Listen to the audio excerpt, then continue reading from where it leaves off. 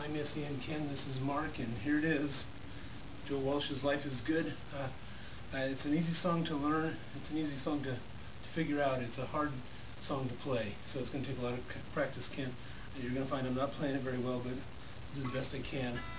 I think I figured everything out, though. So I'm just going to tear right into it because I don't want to use up as little memory as possible on this video. So here we go. There's 3 parts. It's played on a Stratocaster, the way he does it on his YouTube video in the concert. There's 3 parts.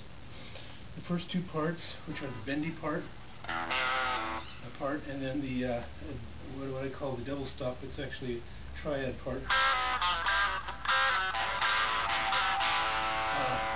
the second part, and then the chordal part, and those are both played on the bridge pickup, and then the chordal part at the end is played between the combination of the bridge and the middle pickups, and it sounds like this. You're kind of familiar with that, I'm sure. So, okay, so anyway, I'm going to go ahead and show you the bendy part first. It's done on the A string. It's the bending. All the bending is done on the 2nd fret, which is B, and it goes like this. He does 2 bends. They're about 3/4 bends, meaning that if you're playing them on frets, it'd be somewhere between the next fret up and the 2nd fret up from there. It's about right in there. And the main thing is you want to articulate every single note on the bend. You want to play it cleanly. So the bridge position, and I'll just show you slowly. There are four measures, or whatever you call them. I'm good with musical notation, but anyway, here the first bend goes like this.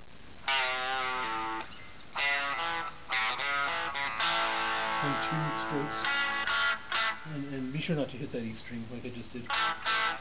When you stroke up, Joe does wall up strokes, and that seems to work a lot through a lot of the chord work that he does on this song, on this intro. I'll show you later. But anyway, so that's the first bend. So you basically start at the bend position, release, bend, release, pull off, and then you do this little slidey part, 2nd, 4th fret, 2nd fret on the 4th string, which is the E note, and then back down here on the 4th fret on the A string, and then the chord A. Try to do it with a partial bar, and then the upstrokes on the 2 octaves, and then the second one is the same bend exactly. I like to use my middle finger to do the bend. I'll do it again. See if you can see it this time. Wait. And then that's a D chord, and that's again I'm using the I'm partially barring it. It's just easier to switch to the D chord with that bar. If you'd rather do it like it, that's fine. The third, okay, the third, one note about that second time through. On the song you definitely hear a, I think that's the band doing that. I don't think he's doing that, because right after those chords, while the chord's still ringing, he picks it against that the open A string, which is part of that A chord, and does the next bend, which is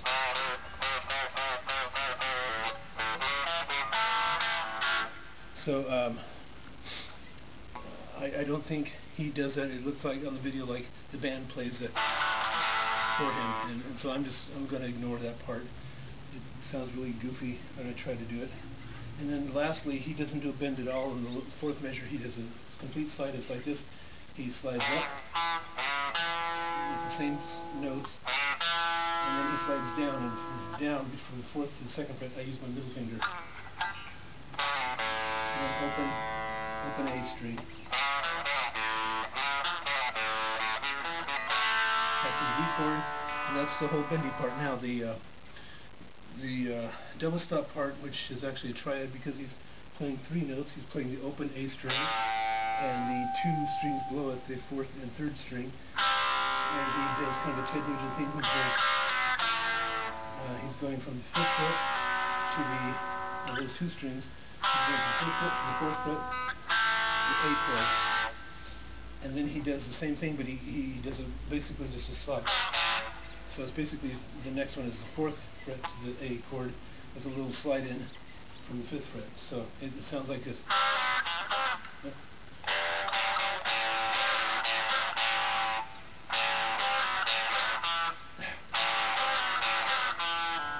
You get the idea. Sure. Anyway, all four measures are done that way. The tricky part here is the chords afterwards. He hits an A chord way up here, which is in the D shape. And I think I found when I did it, just set it in the downstroke, I could not hit that chord. When I tried with an upstroke, I had about a 50-50 chance of hitting it. So I'd suggest using an upstroke, and it sounds better that way. And then that's for the first and the second measures through this part. And then the second and third measures, second and fourth measures, you end up with the D chord. I'll just play that with the downstroke, because with the upstroke you get it's the A shape, you got that 6th string messing you up if you hit it, so might as well just avoid it completely. And then finally the chordal part at the end, which he switches to a combination of the bridge and middle pickup, and he just basically does F. He switches keys here, which F is the actual key of the song. This whole A stuff is just kind of an intro thing. F in the D shape on the 5th fret, and you want to just, on all these chords, you just want to hit the bottom 4 strings. Do not hit any others. He hit, in the YouTube video, he hit some of the other strings, and it was a boo-boo. It's interesting to see Joe Walsh make something like that. So F in the D shape on the 5th fret, C in the A shape on the 3rd fret, and he doesn't play it bar chords, he plays it like this. That's hard for me to play. I'd just rather do bar chords if you know how to do those. And then the F chord, the regular F chord you're used to. Again, just hit the 4 bottom strings on it. And he does kind of a slide between the 2nd and 3rd chords, not between the 1st and 2nd for some reason. Oops.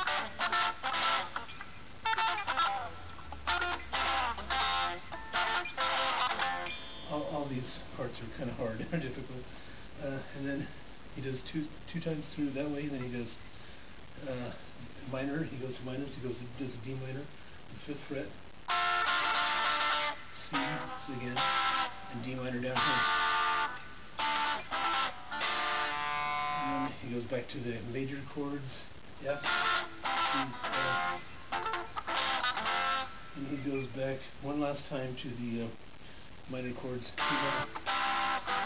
And when he gets to this, the regular D minor down here, he does this little trick. And the way I do that is I bar the 2 strings, the first and second string up there, chord the rest of the D minor chord. When you do the little, I'm not sure what chord that is, it's probably D minor 7th or something like that. When you chord that, you do you pull off of the 1st string and keep your finger on the 2nd string, middle finger on the 3rd string, 2nd.